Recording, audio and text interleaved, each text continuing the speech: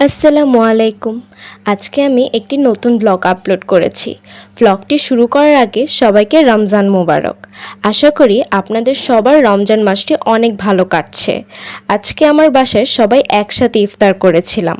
বাবা প্রতিদিন ইফতার টাইমে থাকে না, কিন্তু আজকে বাবা বাসায় ছিল। একসাথে ইফতার করার মজাই আলাদা।